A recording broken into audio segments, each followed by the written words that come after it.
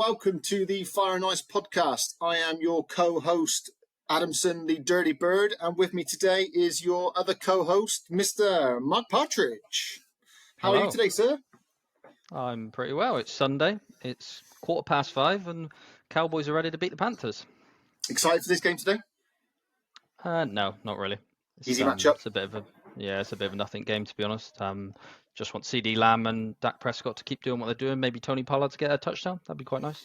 There's been some fun memes I've seen with Pollard where it was like I think it was a gif of cake being shared around in the office, and the cake was a TD, and it went round to all these different people, and then Pollard's just there with nothing. Yeah, I did see that. Yeah, Brandon Cooks and I don't know, Rico Dowdle get one last week. I think he did. Yeah. I mean, he was hot property, wasn't he? For on the waiver wire, I think that's one of the biggest. I saw that. I think 4 of us, all went in on him. I think we all had the same feeling.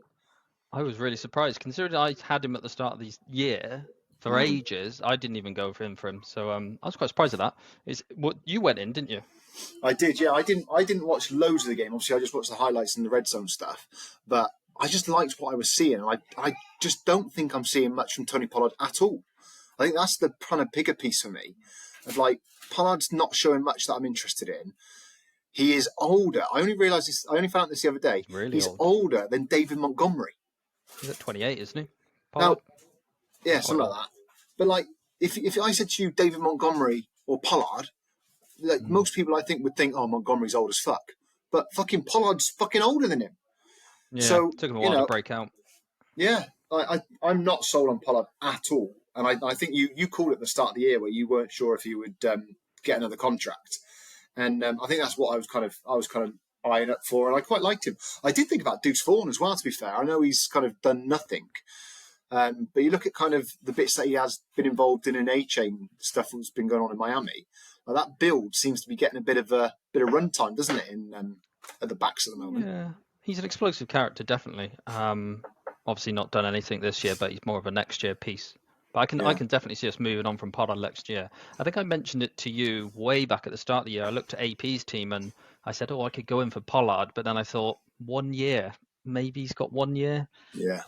It's not really worked out for him this year, unfortunately. He was better as a backup to Zeke and coming on and being a bit more of a fire play. But it's not really worked out for him, unfortunately. I agree. I think that's one of the things that we've all commented on. AP's having a quick going into the fantasy, AP's running backs have all got a bit those question marks upon them, haven't they? Just about to put it up now because I know he's recently signed, brought on Damian Pierce, hasn't he? Where the fuck is AP here? What's it? Mud Dogs? Where are Mud Dogs? He's still calling himself the Golden Mud Dogs. That's what's throwing me. Yeah, the running back position for his squad, I've been really surprised. I've really surprised going into this trade week deadline that I've not seen any moves from him, from the running back position.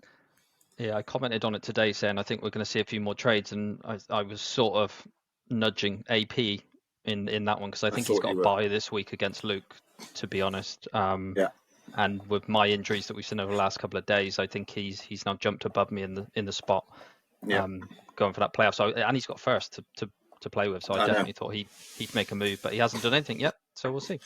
Well, it's interesting because I had to I'm trying to use a bit more of a refrained tactic these days rather than jumping on everything. But I was, I disagree with you completely. And maybe this pod coming out will kick someone's arse into gear because Adamson thinks of things, so they want to go against it.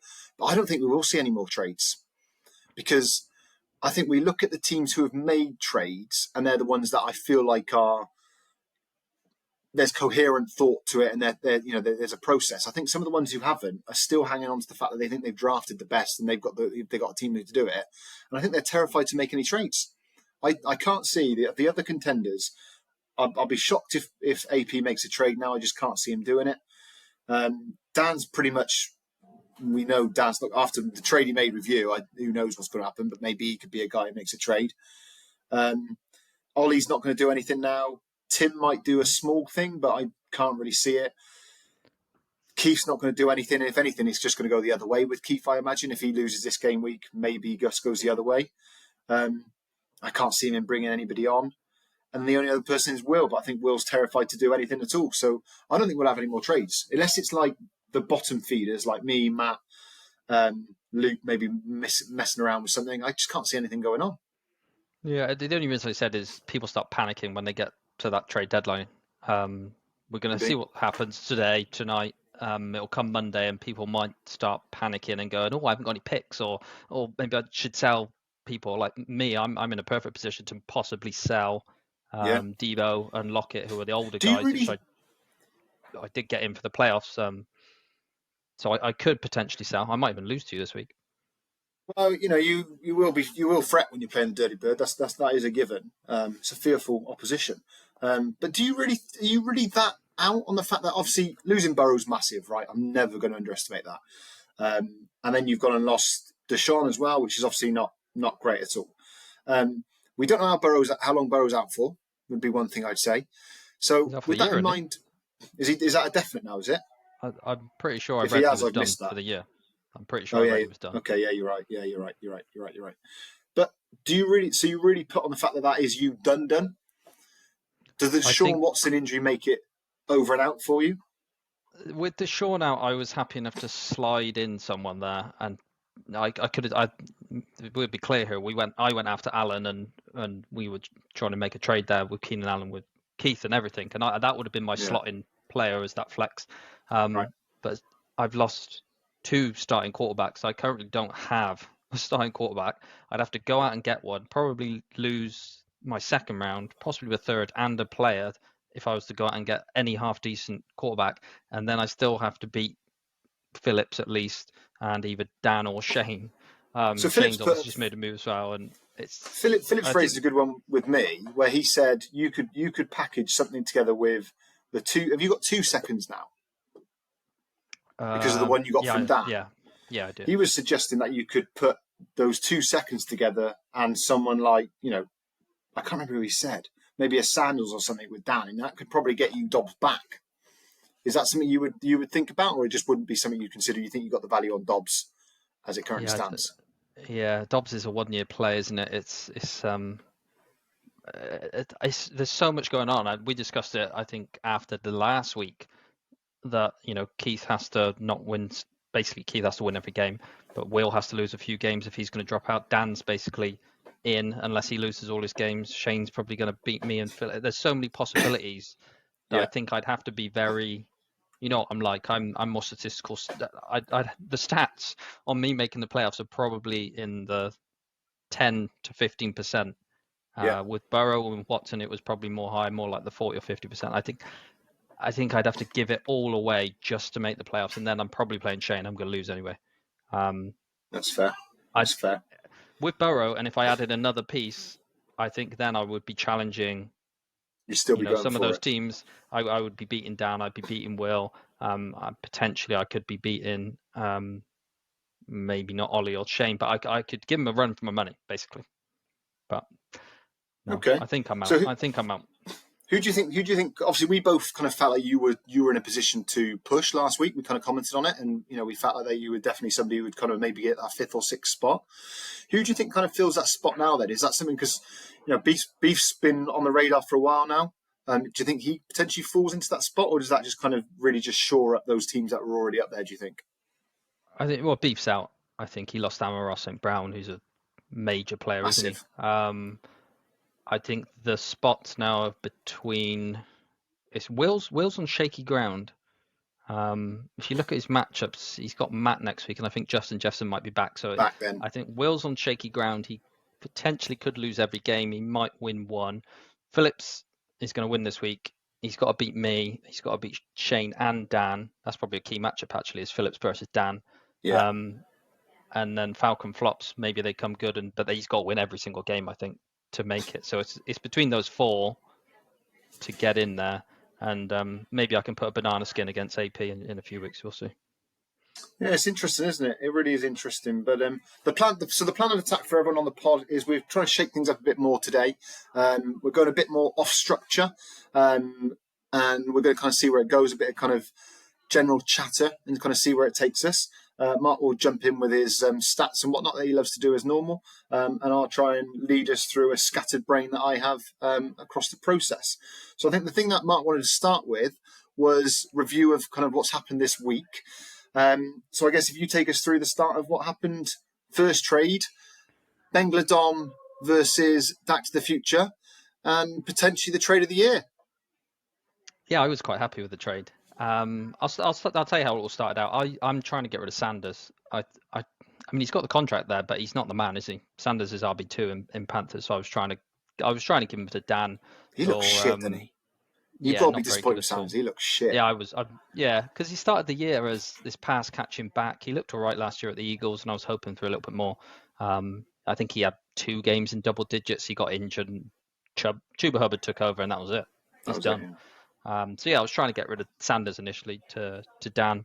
He didn't want that. Hates Sanders. I think he absolutely hates him. So he went after Izzy for a third. I saw Michael Carter has been dropped by the Jets. They've obviously got Dalvin Cook there on a 1-year contract, so potentially he's in line for maybe the backup role next year behind Breece Hall. He might be given a go maybe at the end of this year. Who knows? So I thought a third wasn't really worth it, especially Dan's third as well. It was later in the third round. And then he came back with a second. I snapped his hand off, basically. For a rookie who's not played a game, you haven't got a clue how good he is. He was on my taxi squad anyway, and I've walked away with a second. Yeah, that's phenomenal value. Very happy. That is phenomenal value. Yeah, I think I don't know if Dan was playing up to the camera, as it were, with the whole taxi squad thing. Potentially he was, but I mean, if that trade's gone through, was remarkable to me. I would love to really pick his brains over the pint over it. But hey, who knows? This is Dynasty. Who knows? This could be something. Joshua Dobbs. I think we all looked at Dobbs when you made that speculative trade with him. And currently it looks like it's backfired massively in your face, and it's really kind of helping him. Oh, massively, yeah. No, quite funny that my 2 QBs have gone down. I could have had Dobbs, and he would have been leading me to the playoffs, hopefully. But yeah, quite funny. Yeah, it's a mad old thing. Okay, so I mean, we've talked about it now. We've had that trade. We'll see how that pans out over the course of things. I think you were quite animated on that trade on the chat. I was only no. I was animated to you.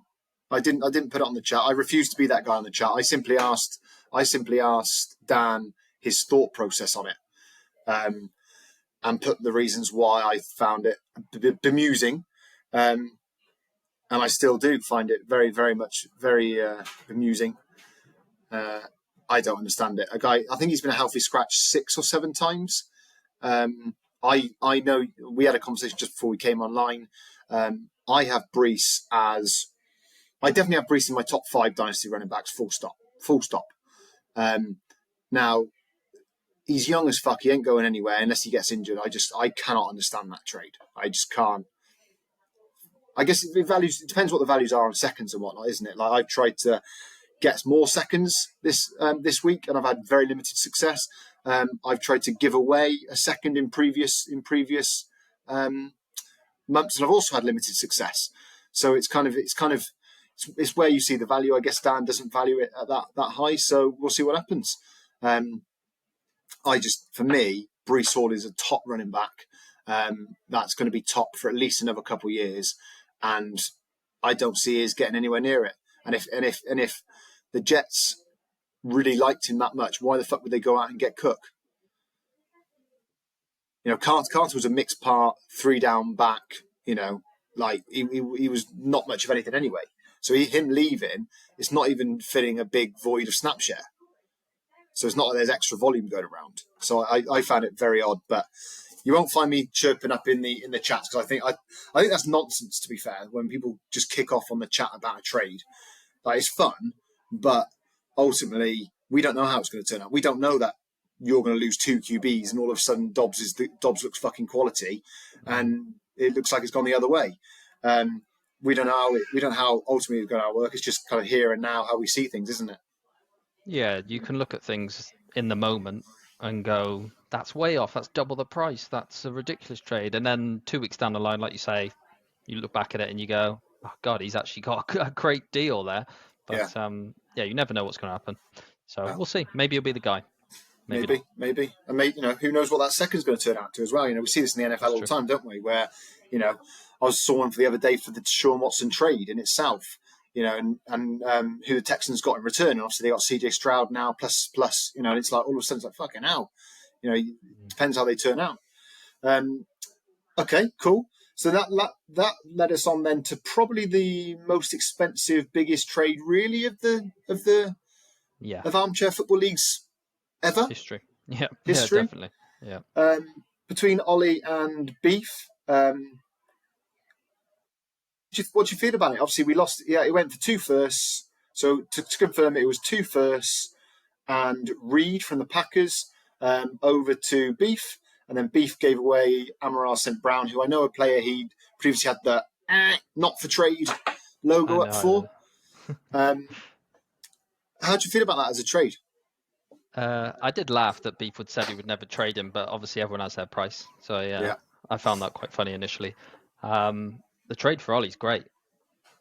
Obviously, he's been stashing his first all year. You knew he was going to make a move.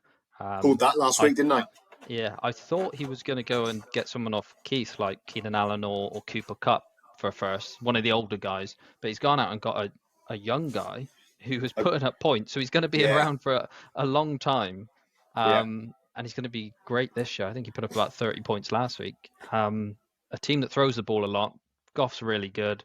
He's the number one guy. He gets targets galore. I think it's a great move. And Beef will be missing him, definitely.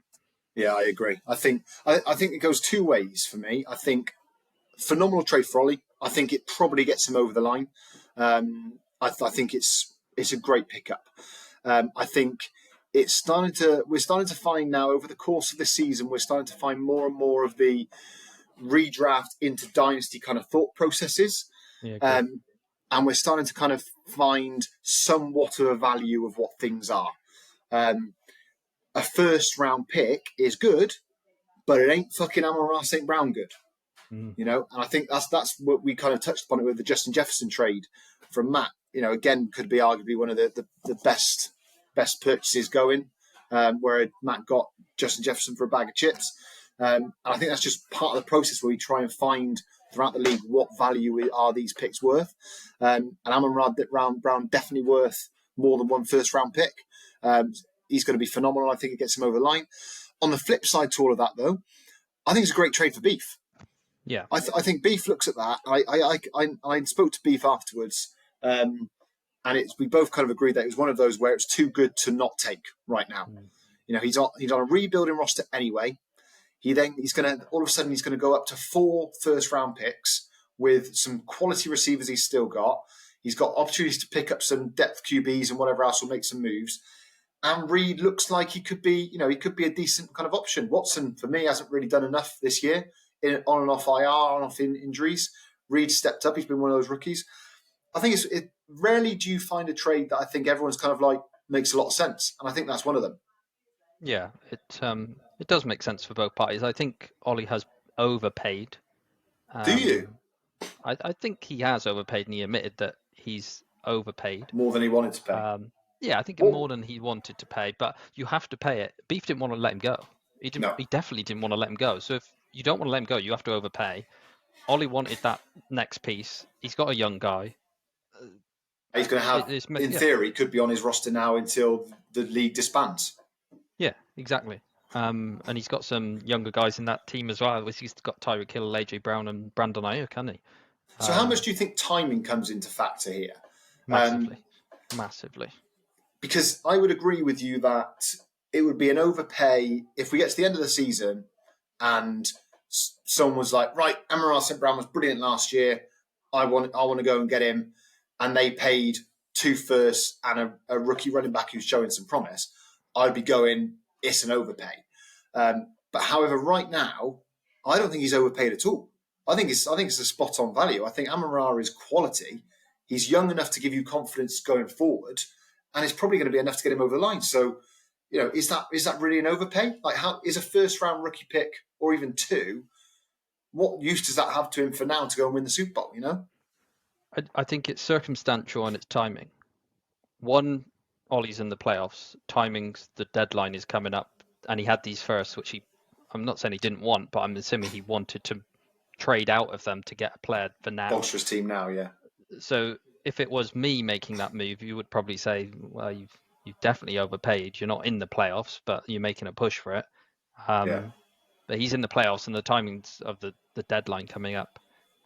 definitely makes people panic a little bit more and probably overpay a little bit more. I think the deadline's actually quite interesting to talk about, and I read some stuff this week about trade deadlines and should there be a trade deadline? Should it be earlier? Should it be later? And I know Beef's probably going to talk about this at the end of the year about having no trade deadline. So you go all the way throughout the year having no trade deadline, and I agree. I agree that it's stupid because you're going to get teams who go to the playoffs or even go to the Super Bowl and basically just like shove everything away just to get like these players that are going to have stupid value. By having this trade deadline, it makes people think and panic and try and plan for the next couple of weeks to lead into the playoffs, and then you go again and it resets. But I really like the planning element. I am aware that, you know, if you don't have a trade deadline, you have the opportunity to make moves. You know, you could have a team that looks really, really good, and then the game before the Super Bowl, you lose 4 players, and all of a sudden your team's out of it, and it's not fair. But that's the game that we play. I like the planning element personally.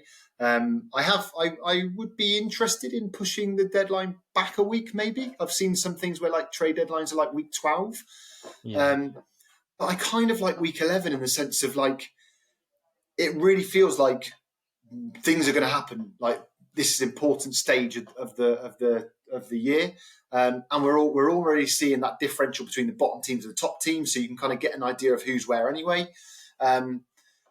I think I'm a big fan of it personally, but yeah, it'll be an interesting vote along with many of the other votes that we're going to have at the end of the year as to where kind of people land with that one. It's going to be quite interesting. You know, we're we will be a year through the league. Everyone's now had an idea to sort of settle in, see what it's about, see what the app's about. Everyone at the start of the year was a bit shaky, and I think we just kept it level. It is what it was. We tried desperately to, and it went against what we wanted to do really when we thought about founding the Dynasty League. We purposely tried to keep as best we could, and obviously within the voting system, but we tried to keep it as close to what people were used to from the NFL app and the experience they were getting with that, roster design, trade deadlines, those sorts of things. We tried to keep it similar, didn't we, where best we could. I'm hopeful, as I'm pretty sure you're going to say now, I'm hopeful that now people have got more accustomed to things and more kind of buy into it, then we'll be able to open it up a bit further into a bit more of an immersive maybe experience by kind of having, deeper benches, potentially different trade deadlines, different, can we bring in tight end premiums, or a different tight end position? Loads of different things are available to be played with, which I think will be quite exciting come the off season. Yeah, definitely. Yeah, all ideas are welcome. I would say, but things like deeper benches, I think will happen because we've seen that you need the deeper bench. I think more IR spots is a must. If you can put out players on there, I think more IR spots is something I would go for as well. Yeah, we'll see at the end of the year what people come up with and what we vote and what we go forward with. But defenders, maybe times. Some people love that, some people hate it. Kickers as well. Get rid of those kickers. No, to be fair, I don't mind kickers so much. What I detest more than anything is fucking defenses. And it's like, oh, that defense just gone and got 25 fucking points against me. Fuck off, mate, you cunt. Yeah. Oh my God. I've got a good one. It riles me. I've got a good one, so I'm quite happy. But they're not worth anything either. They're not worth fuck all. No. Like, that's the bit that fucking, it just riles me so much. But yeah, it's I'll move swiftly on before I get too emotional over it. Final trade was the one that's gone through this evening. Small issues with it, which we will make aware that it was discussed prior. The big issue being the fact that Shane's lost Andrews, so he's going to IR. But because of the way he was playing in the team, he can't move into IR yet. So there's a whole thing over being over the roster limit. So it's particular that he didn't want to drop a player, which is obviously fair, but wanted to get it in before the trade deadline. So we made the trade, and I then sent it to Mark and said, look, this is where we're at. Mark looked into it and found that it said on the top of it when it was to be actioned that it said will be processed on the Wednesday. We believe this was different because OBJ had already played on the Thursday, which is why it would be then processed. So then we decided, cool, we can crack on. It won't affect Shane. And then it went in action straight away. And Jameson Williams was on my team and Aaron Jones was on his team and he was over the roster limit, blah, blah, blah. So that's why I've gone back in. Obviously, Mark shared the message and I've gone back in and reversed it. When it gets to 6 p.m., because of the Luke's trade, we know from a few weeks back, I'll then just transfer him straight back in, and we know it won't be an issue because they've technically started the game, and there won't be a problem. Sorry about the bit of a spiel there, but that's the reasoning for it. But since it's my trade, I'll leave it to you to completely and utterly break down. But this one was the one where it was I sent O'Dowd and Aaron Jones to Shane, and I received Jameson Williams, a 2024 third, and a 25 second. Yeah, I can see both points of view on this. If I break down your side, so you're getting rid of Beckham, who's an older guy, but it's a one-year deal anyway, isn't it? I'm not sure if he will get signed again next year. Maybe he will. Who knows? That's probably the third, and maybe Williams. Jones is worth a second. I can definitely see Jones being worth a second. There's two guys you don't need going into next year on the older side of the roster as well. So, you're probably willing to take the picks, and you've taken a gamble on Williams. Probably a player that Shane thought was a bit of a roster clog. Doesn't look like he's going to do it this year. So you've taken a gamble on the youth and a couple of picks, and Shane's bossed his roster and put a few old guys on the bench. We know there's going to be injuries. There's definitely going to be injuries. We've got another 6 game weeks left of the year, so there's going to be injuries. And Shane may have to play Aaron Jones over CMC if he gets injured, or Beckham comes in as a flex play when Drake London or somebody else gets injured. So I think it's a good deal on both parts. Don't think I agree with Keith's comment here where it says not sure how it benefits Shane, but I see both parts. What was your thinking on it? I will go into that part after. I think for me it was a case of I loved Aaron Jones. Getting Aaron Jones, I felt like I got Aaron Jones on dirt cheap. And he's a player I've always loved. And I knew going into that, when I got him, I knew that he was signed up for another year as well. So I knew I had at least next year worth of running back under contract, which is often half the problem with these older kind of backs. So I knew I needed something relatively all right for him. And he started to perform again. In that game week 1, he was running back 1. Sorry, just to stop there. Alexander Mattison and Chandler expect to split carries, so they're both going to be. Mattison is fit, but that's for this game week. So I knew that. I had conversations over a first from a couple of GMs. Some were kind of titting over it. Some were kind of not sure on it. One was kind of keen but wanted to wait. So it's kind of back and forth. And then I had a couple of other conversations with other people over things. And I kind of realised that O'Dowd within this league, I think people are way off with O'Dowd. And I know I've said this from the get-go, but losing Mark Andrews is big. He's a target hog. That's a big play. O'Dowd, over the last 4 weeks, has really started kind of improving. He's kind of been getting back to more like, he looks more like his old self at the Giants at points. Yards after catch, all those sorts of things. He looks great. But I realised quite quickly that no one was paying up what I wanted for him. So when Shane kind of said about mixing it in with Jameson Williams, it was like, oh, well, I used to be a Jameson Williams fan. I thought he was going to be a guy out of college, but he hasn't been. I think his attitude stinks. So it's just a gamble, really. I didn't like the idea that it was a 25 second from Shane. I think that although it will hold its value long term, short term, it's less valuable than a 24 second.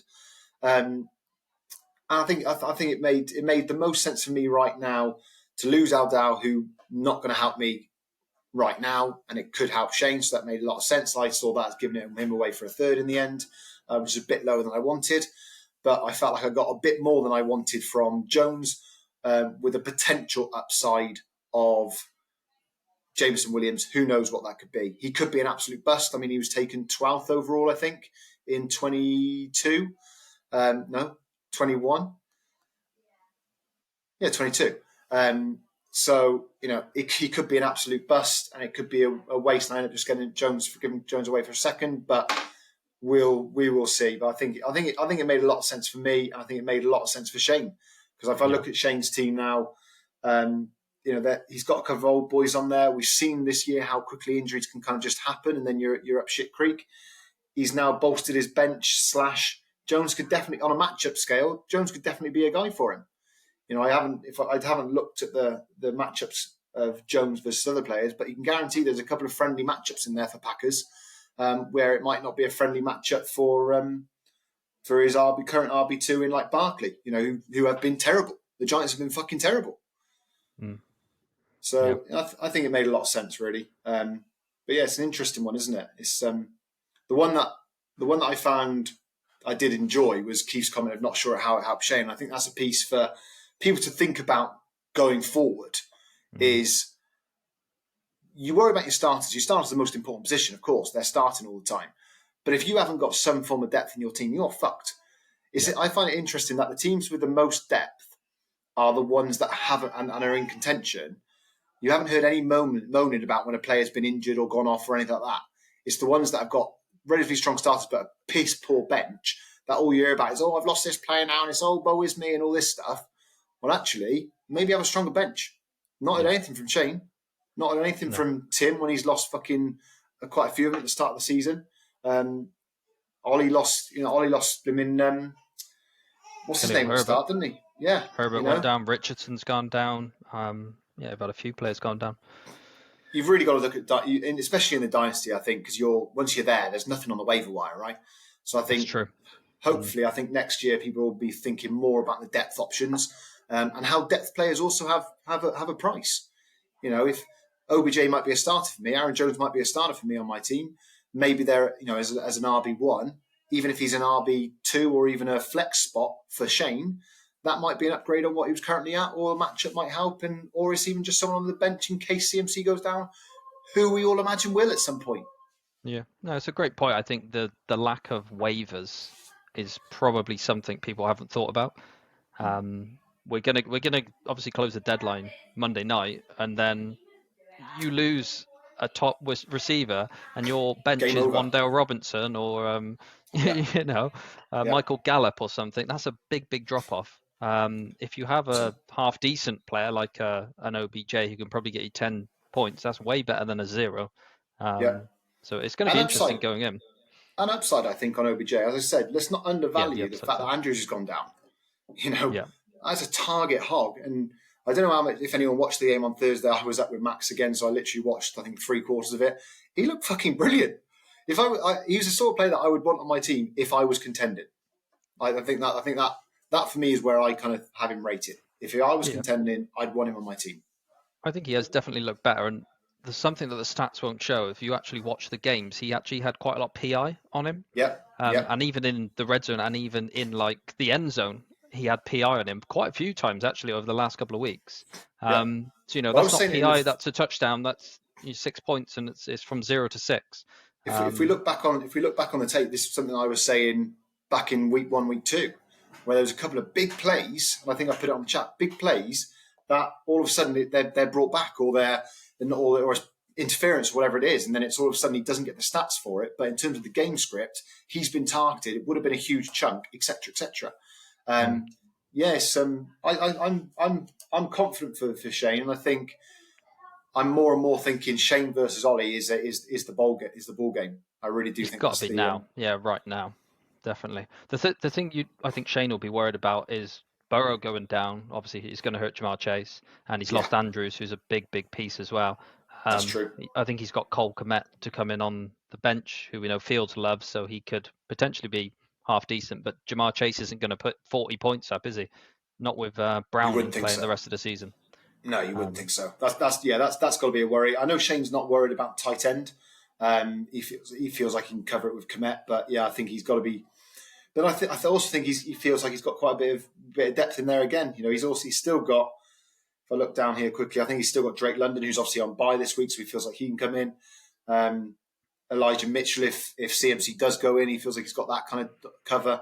The one I think he would be worried about is Zach Moss. Taylor is getting better and better, so that's going to be a bit of a concern for him. And it'll be interesting to see kind of how long he keeps kind of DeVito on his bench, Trey Lance even. I guess he potentially, if he did want to make any further moves now, maybe they haven't got any value, but they feel a bit like a roster clog, even though it's a dynasty league. They're not going to help him much this year. But yeah, I definitely see him and Ollie absolutely flying into it now. I think some of the others missed the boat, and I think ignorance will kill them with the misses. But we'll see. We could be saying a completely different thing next week when some injuries happen. Yeah, I know. It's interesting week to week how it does change. I know trades changed it massively as well, but I was quite hot on Will's team last week, and he put up you had him for Super Bowl. You had him for Super Bowl, didn't you? he put up a dud, and Derrick Henry didn't help. I think he had his worst game of the year. ETN didn't do much as well. I think Jacksonville, was it last week? Were they on bye last week, or were they playing 49ers? I can't remember, but I don't think ETN was either playing or he didn't do a lot. And it was Jags 49ers last week. There you go. And then the Saints were shit. So obviously all his players didn't do too well in that game as well. And he suffered quite massively. So yeah, it definitely downgraded him. I do like Shane's team, and Ollie's team is definitely elevated. And then you've got Tim, who's still in the mix as well, I think, although he has got Amari Cooper, which you now have to worry not having Deshaun Watson out there. And who are they playing? Doran Thompson Robinson or something? Yeah. Yeah, but interesting to see how he plays today, because the last time he played, he was terrible. That was one of Dan's favourites, wasn't he? I think at the start of the season. Yeah, he said, did he drop him? I think he picked him up in the draft and had to drop him because he put him in his team or something crazy like that. Yeah. Not understanding the rules again. Very funny. Okay, cool. So that's kind of giving us a quick review, but that 36 minutes of kind of last week. We obviously don't want to be here for too long, so I think a couple of things we're just going to go into now is a quick overview for this week of kind of where we're at. I'll be asking Mark where he thinks from a game week standpoint, and then we'll maybe just finish off with maybe some top 5 sort of stuff. So we'll start off with what the top one is. The most important one for me and you is you versus me. You've lost Burrow. Big loss there, only got 8.74 points. How do you see this going? Am I going to finally get my first win, or are you going to knock me down a peg or two? I've got a couple good matchups, which I'm hopeful to some big points. Burrow did me a favour, actually, getting a touchdown before he went off, because if he didn't get that, he was looking at 2 points. So 8.74 is actually half decent from him, considering he didn't play most of the game. But I've got some good matchups. Jahmyr Gibbs is playing the Bears, which I like, even though he's splitting with Montgomery. Didn't stop him last week getting 2 touchdowns, so I'm pretty happy with that. Sorry to interrupt. Have you seen the Gibbs locker recording? The Gibbs was in the locker room press conference piece. He's been interviewed, and they talked about Montgomery was on the goal line, and Montgomery was meant to stay out there for the run where Gibbs got one of his 2 touchdowns. But Montgomery ran off the pitch and said to Gibbs, "Do you want to go in for this one, mate?" And he went, "Yeah, bet," and ran out and went out for him. So it was actually Montgomery went against the coaching thing, ran off to get Gibbs on there, and Gibbs went on and got his first touchdown of the day. Crazy! No, I didn't know that. No, I definitely didn't. There was one where he went off for a massive run, and they got down to like the 5-yard line. I think he got tackled, and then he stayed out there and got it the next one. I don't know if it was that play or the next one. But, just quite amusing, I thought. I mean, Montgomery went for a massive touchdown as well. I think he was a 60-yarder or something. So maybe there's 2 of them can do it, but we'll see. CeeDee Lamb's got Panthers, so we're hoping that the Cowboys keep their starters out there again like they did last week against the Giants randomly until the 4th quarter. So I like that matchup. And Hockenson seems to be Dobbs' man. He got Denver. Did I not? At the start of when this league was created, there was a conversation. I won't name names, but I was basically told that I was a fool saying Hockenson was fucking going to be quality, and it didn't matter who they brought in. And fuck me, has he been quality? He is. I love Hockenson. I've said it. I'm on. Go back in the chat and see what I said. And I'd like an apology from those who told me that I was wrong. But fuck me. And I think we even touched on the golf course. I knew I didn't even have a chance, and I was thinking, how can I get Hockenson? Because I think he's quality. Yeah, he's number 1 tight end, I believe. Points scored. I don't even know. I don't know that fact, but you know how I work. I work solely on the feeling, and fuck me, he's quality. Yeah. So I've got some decent matchups there. Obviously, predicted points gets you winning. I'd be worried about Javonte Williams. He's looked really, really good over the last couple of weeks. So you've got to be very, very happy with Javonte. Dotson against the Giants is a very good matchup. Who fucking knows, though? Will he even get a reception? You got Watson and Musgrave. Not a fan of Jordan Love, so let's hope they don't get the ball that much. And CJ Stroud is on fire. He's on fire. You could get 40 points again. Could be MVP this year. Mate, I put that bet on, didn't I? Yeah, it's not out of the realms of reality. I think it's happened once Ever? Once before I googled it. Yeah, once before it's happened. Yeah, I mean the guy looks outstanding. He just looks like a pro, doesn't he? And we've got to remember this is the fucking Texans. You know, like they haven't really done much from where they were at last year. The line's pretty much the same line. You know, we can see on Damian Pierce that he's having no luck on the ground. So it's not like there's loads of time there, but he just looks so calm and collected in the pocket. It was one of the things that I'd scouted him when I was looking at him in his college tape. His accuracy was just something that really excited me at the time. And it seems to be coming to fruition. Yeah, he's a really exciting player to have. I kind of like my chances. I picked up the Commanders. This is going to be my 1 week where I think I am going for it as much as I necessarily can. I thought about doing a Luke Mann job and just getting the shittest kind of defense in there and just dealing with it that way. But I'm taking it on. I'm going to put up the points this week and as best I can and see what happens. I'm hopeful the Commanders will absolutely fuck up the Giants, which you'd think would happen because the Giants look terrible. And I can get some defensive points there. And I truly believe the game week for me is going to be upon Trevor Lawrence and Jahan Dotson to if they can do anything. I'm like that meme with the bloke with the stick of just fucking do something. Yeah, do something. They've been really upsetting me. So I think I can get you. If I didn't think I could get you, I'd be dropping the Commanders defense just to get in someone who's going to get negative points almost. But I feel I can get you, and I'm quite excited for it. That moves us swiftly on then to Tim and the Donk. If I start with this one, because I'll keep it quick, I think Tim wins it. He hasn't got some easy matchups, but I just don't see that Donk team doing anything. I think he's on a downward trend. I've been saying it for a couple of weeks now. I'm not confident. I think the Saints don't look as the Saints did, as good as they did a few weeks back. And I think that hinders him. I think you've got ETN going against Tennessee. They're not necessarily easy to run on. Thielen, I think, is garbage, absolute garbage. Yeah, okay, you've got Kyler Murray back. He's going to be a bit better, but there's nothing there that really scares me. I think Tim's got a lot of depth. I think the only problem I've got for Tim is who am I starting? Would probably my big bit. I'd want to probably start Mostert, if I'm honest, instead of Amari Cooper. Yes, 100%. So, things like that maybe like I have noticed a lot of Tim's teams. When we talked about it last week about how Tim's put up the most max points if possible, but it doesn't feel like it when you look at his teams. It's because he's got like fucking 50 points left on the bench nearly every week. So that's definitely been a piece for Tim to look at. Brandon Cooks, I feel like could be an option. I'd be thinking. I don't know who he'd start instead of, but I'm Stephon Diggs is getting to that point where he's always starts falling apart down this sort of time of the year. Already starting to hear negativity in Buffalo, and his brothers come out and tweeted whatever that he needs to get out of there, and those relationships don't look great. So, yeah, I mean, I think that's going to be Tim's biggest problem is who does he actually start. So I'm going Tim win quite comprehensively for me. How do you see it?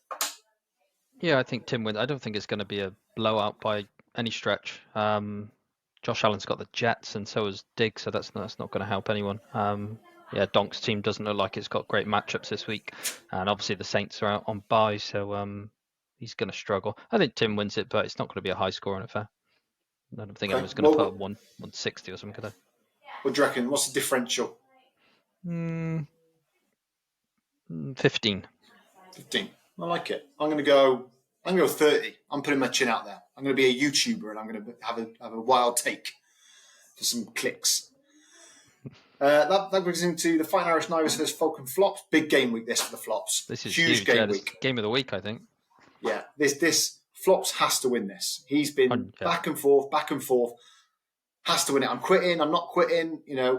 He at one point was selling up. I thought I almost had a trade which would have surprised the league who I was going for. But again, came to nothing. I think he's going to be a product of inactivity. I really do. But look at the matchups. Predicted points has Flops winning this. He got quite a bit. Yeah, 20 points they're saying he's going to win it by. Mixon had a day on Thursday night, didn't he? Yeah, he did. See how many receptions he had? I haven't. No. How many do you have? He 5 for he 31 yards. he looked good on the receptions. The little dump off passes. I think one of them was a touchdown. The reception for the touchdown. There's one where he's bailed out, like I think a yard or two short. Mixon's a guy I'm actively out on and have been all season, but yeah, I was impressed with him last week. I'm not a big Mixon fan, but you sort of say you don't like the matchup, and then he ends up getting 20 points. I don't know why he does that, but quite a frustrating player, I imagine. Yeah, I can imagine so. So obviously, then looking at Shane's team, he's lost his biggest potential weapon in Chase. He's gone down with only 9 points due to the Burrow injury. Andrews is out. Obviously, only 4 points up there. So I'm assuming you're seeing this the way I am, that Keith might get the W. I think he's got more upside still left to play, hasn't he? With Keenan Allen. Last week, Keenan Allen had about 18 receptions or something crazy. I think he was like 40-odd points, wasn't he? He got 40 on me, yeah. Luckily, CeeDee Lamb was doing exactly the same at the same time, so I was quite lucky on that. He's got Cooper Kupp, Matt Stafford's back. Stafford's on Shane's team, so if Stafford's throwing the ball anyway, he's throwing it to Kupp. So, yeah, they offset. Kittle could do anything. Calvin Ridley could do anything. Geno Smith's got a nice little matchup against the Rams as well. So I think Klopp's win, it's not going to be by a lot, I don't think. 10 points maybe? Yeah, I can see that. I think going into this game week, I think I had Shane as winning it. But then when you have things happen in football, and we've had what's happened, and now you can't look at that and think it's a big way for Shane to catch up. Some of the matchups don't really help him. McCaffrey going against Tampa Bay, McCaffrey's quality, but one thing Tampa can do is stop the run a bit. So yeah, I mean that. I think Keith wins it. The only question really I have on Keith's team is one for you. Where do you see Ridley now? Obviously, I'm biased. I've always been a Ridley fan, but are we out on Ridley now? I don't watch the Jags too much to know what's going on there, but when he gets the ball, he looks quite good. But I don't know. Are they just not throwing him the ball, or is he not? He's not running routes well, or I'm not sure.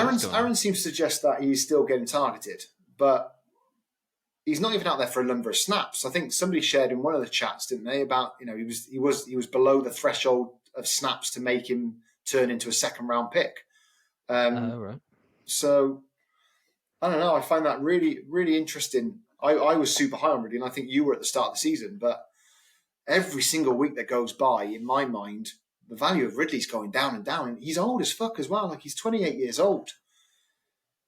Yeah, I'm not sure why Keith has really held on to him for this long, especially if he wanted to make a push for playoffs. I don't think Calvin Ridley's really the guy you want going into playoffs on your team, is it? It could be so frustrating, isn't he? Yeah. I mean, right now, you'd take OBJ over Ridley all day, wouldn't you? 100%. 100%. But this is where the value thing is interesting. I would do that. Like, for me, I'd want OBJ over him all day long if I'm contending. If Keith's going to hear this and he's going to say we're having a laugh, he's going to think that's a joke. Yeah. But Keith just doesn't have the bench. He made the comment about Shane going, "What are you doing?" basically, but Keith hasn't got anyone to plug and play right now over Ridley, who's not performing. You look down the bench and you can't really rely on Lazard, and Higgins is injured, Bateman or Sky Moore to come in and get you what Ridley would get you, which is probably 10 points. Higgins has been struggling all season as well, hasn't he? That's not going to be one you enjoy starting. Now you lose Burrow as well, and it's like, fucking hell, what's that even going to do? I'm really surprised Keith hasn't. I know Keith's been wanting to wait to see what happens this game week, but I'm amazed he hasn't done something. Now, maybe he comes out on Sunday. If he wins this game week, maybe he comes out on Monday morning, and on that final day, he's the guy who makes some trades. But then I guess then it's kind of what has he got to trade would be my kind of question, because the best picks he's got is second and third for next year. Most people who are going to trade with him are going to be people who want the picks. Are the players there? I don't know. Probably the only one is Higgins. He's trading away Higgins for someone, but I know for a fact he's high on Higgins because of the amount of people who've gone after him.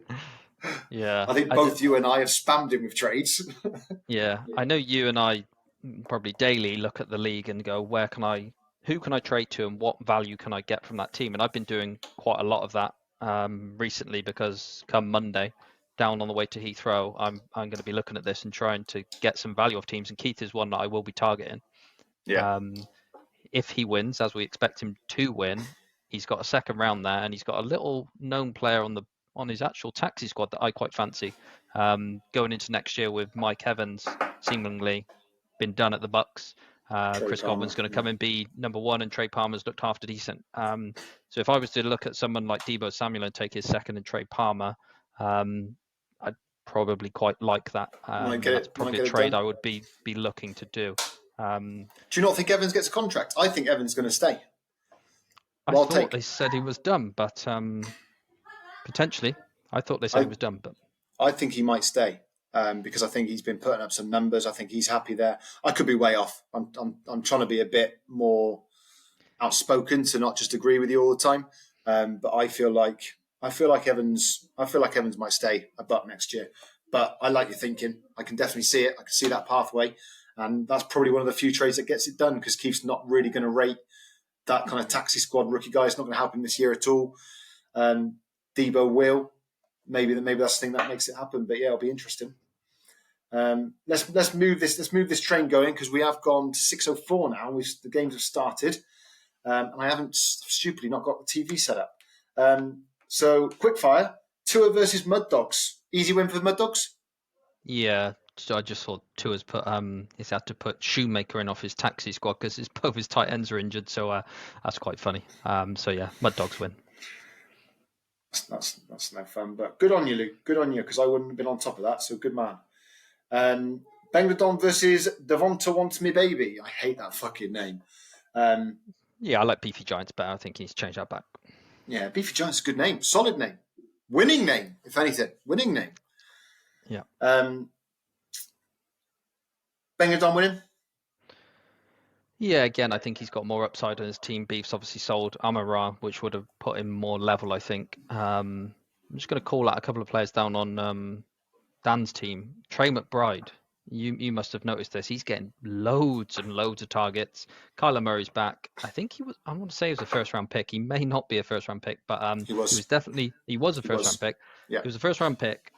He might have been number one tight end of the board, unless it was picks this year. He was. He's a really, really good player and someone I targeted again because I think next year he's going to be the man. He could be that sort of Kelsey Andrews type going into next year. Very, very good player. But yeah, I think Dan wins it. Agreed. I think I put on the chat when Dan picked him up. I put on the chat that I thought it was a phenomenal pickup. It's a guy that's been high on my board for a long time. If we just had one extra space on the roster, he would have been on my team many months ago. Highly rate, think he's a phenomenal guy, and with someone like that on your team and the rest of the kind of team he's got, if he's not voting at the end of the season for an extra tight end starting spot or a tight end premium, I'd be amazed because I think that's the sort of guy that you could rely on for a couple of years to come. Got to be quite excited. I have Bengladon winning it. Do I have Bengladon winning it?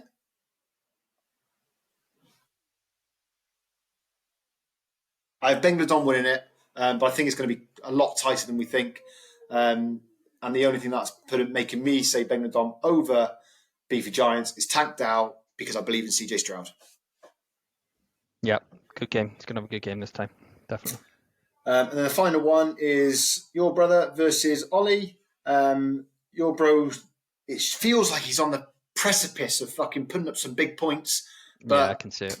Probably not quite yet. Would you agree with that? Yeah, he's very close. And I think, did we mention at the start of the pod? I don't know if that was off pod or in pod that Will against Matt next week is actually really interesting. I think Will's probably looking at it as a bye and an easy win, but with Justin Jefferson back, Singletary looks good for the Texans. Then you put Smith and Jigba and Waddle around him. Fergalicious as well is doing well for Dallas, who have an easy matchup. I think it's Washington on Thanksgiving. So and Justin Fields is back as well. I've just seen that. So Matt's already on 2.36 points, and they've only been going for 6 minutes. Yeah, Matt next week could put a 140, maybe even more with Justin Jefferson. You can imagine Justin Jefferson getting 30 points, Fields getting 30, Smith and Jigba and Waddle chipping in with 15 each, Singletary 15, 20 points. I can definitely see him. He's the banana skin. for a few of the playoff bound teams, isn't he? He really is. He's gone for an approach that I was hoping I would have had this year when I took on a load of second year guys. I was kind of hoping for some like relatively strong players, but it was going to be about what they were going to perform next year. That's what he's managed to develop now. He's, with injuries and whatever else, they're not putting up points right now, but next year, I'm terrified for this team. I know you're not as terrified as I am, but I think those 3 starting receivers scare the shit out of me going into next year. I love Waddle.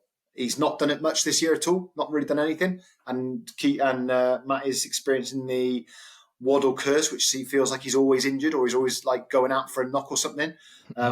It does feel like that, but he's got him there as magic, and I think he is magic. And I think JSN could be a guy. He's probably been one of the receivers that we all, compared to where we thought he would be going into this year, but he's got a long road ahead of him. Definitely has. He's just in a difficult wide receiver room with Lockett and Metcalf in front of him, in my opinion. Yeah, Geno's not done well this year either, has he? He's not really done what he did last year, and the 2 guys in front of him definitely held him back. 1 year wonder, isn't he, Geno? Never rated that. I don't know why everyone got so hyped about him. I think he's shite. But easy win there, isn't it, for Ollie? He's going 8-3 and securing himself that playoff spot and probably into the Super Bowl. Nice. So this was a bit of a scrambled pod today, a bit more kind of off the cuff. We wanted to kind of just keep it a bit more relaxed, see what feedback's like. Please do keep providing feedback. One of the reasons the pod stopped was we got fed up of kind of putting the effort in and then no one commented when it got released. So we all appreciated the comments and a bit of banter that we can build around it after that. So let's keep that going and keep that rolling. Next week, we are you're away next week, aren't you? Yes, I'm in New York. I am back next Sunday, though. So potentially do a pod next week. Potential scope next week. Because I'm hopeful to talk with Sugar Shane. I've lined up as potential opportunity for next week for a conversation, as I would like us to talk about have the playoff contending teams and do a bit of a run up into the Super Bowl, with maybe a final conversation over the impact of total points would be a good one for next week also, because we're now starting to, Matt as a prime example, he's currently down in like the third overall pick, but we expect that to increase with the players that he's got coming back. So they're kind of going to be the 2 kind of subjects going forward. And then we'll look to invite a GM on each week up until the Super Bowl to have a bit of a contender series for everybody. Very interesting. Looking forward to it. Nice. Well, thank you for everything as always. Anything else you'd like to add? No. Hopefully Cowboys win today, and hopefully they win on Thanksgiving. Nice. It's going to be a big win for them today, isn't it? But great day for me today. No stress. 0 stress today. No, yeah, I see. You look very relaxed over there. Very, very rare. Very rare. Well, thank you very much, and best of luck for the Cowboys. Cheers. Thanks, everyone. Bye.